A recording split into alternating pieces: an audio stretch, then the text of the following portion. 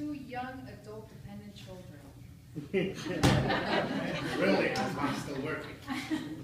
Rod.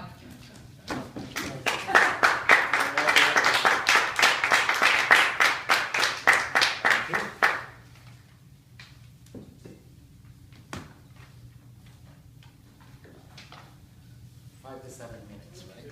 So I'm going to time myself too.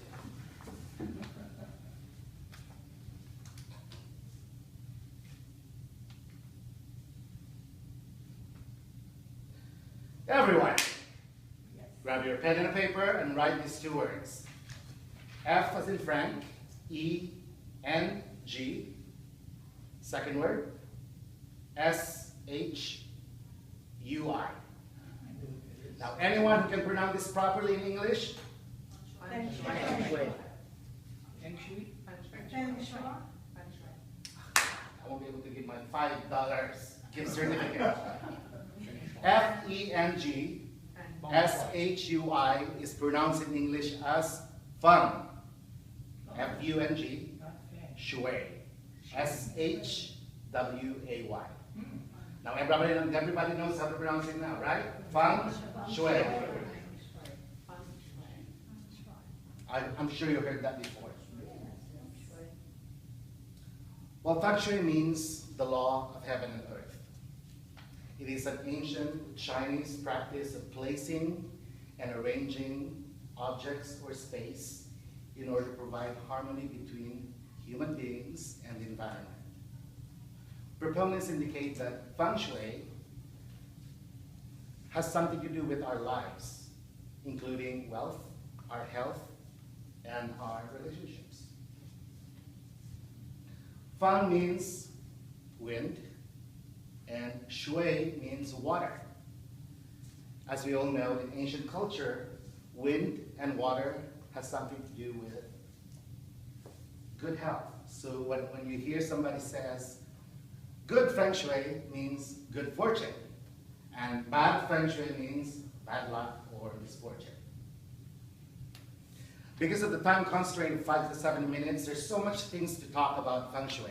But I'm going to limit to talk about the elements, hopefully the ancient astrology of the Chinese 12 animal signs and the flying stars. So let me start with the 5 elements. And before I do that, feng shui has been in existence for has been practiced for over 35,000 years ago, even the invention of the magnetic compass. The 5 elements is very significant to us because we need to know how these elements interrelate to one another.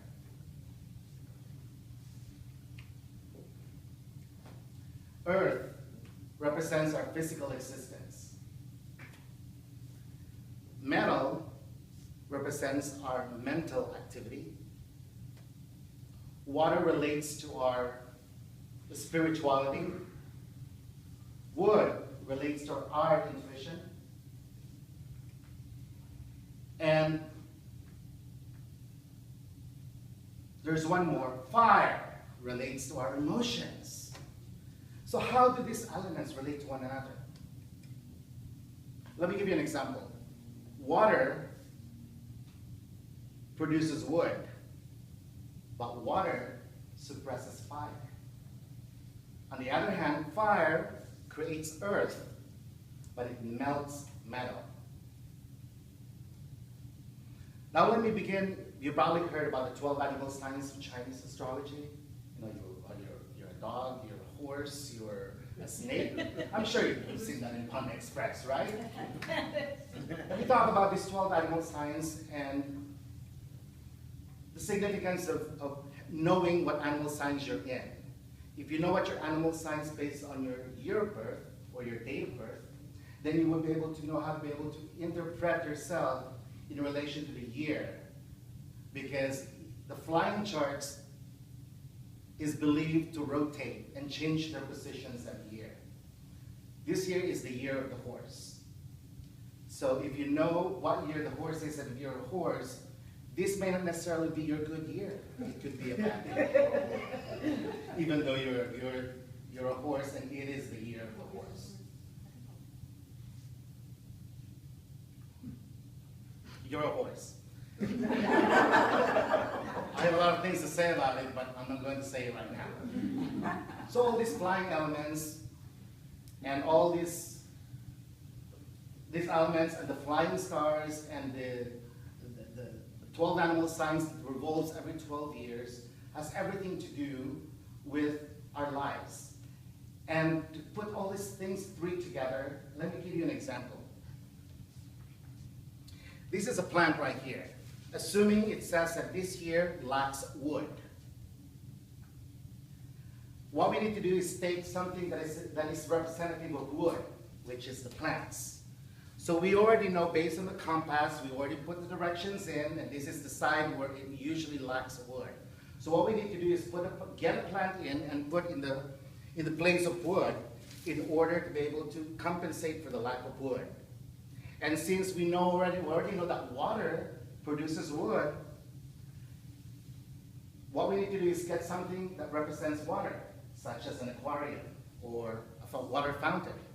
So what we need to do is get that water in and put it right next to the plant, and then that space that is lacking of wood now becomes so spacious and abundant, and you basically had put in a better lock on that side. Now, if this would have been a bad flying star, it suppresses that bad flying star that's flying to that.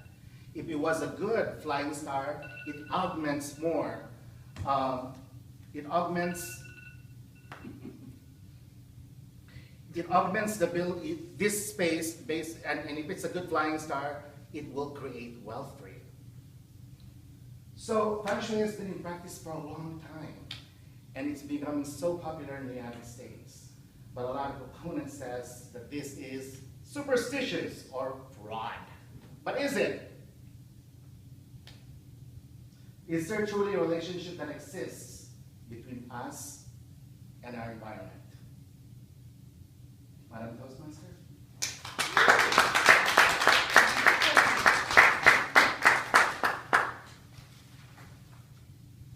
I did not know much about feng shui.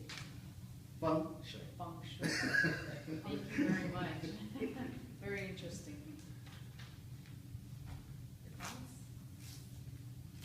Did you have to go on the witness stand? You just go where the painters are. You didn't have to tell them. Why, yeah, I did. Did the Toastmasters class help Yes, you? it did. That's what I was Yes, wondering. it did. It helped a lot. Thank you so much. Yes, thank you. I forgot to mention that. Yeah. I was a little nervous, but Yeah. it helped me a You lot. wanted to do that one? Yes.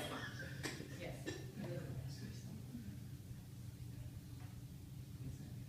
We can talk about it. What do you need? Yes, ma'am.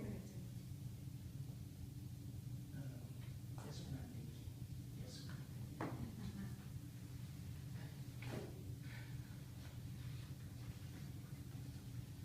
Actually, I was a little nervous up there because the other party brought their risk management manager. And I thought, oh my gosh. What are the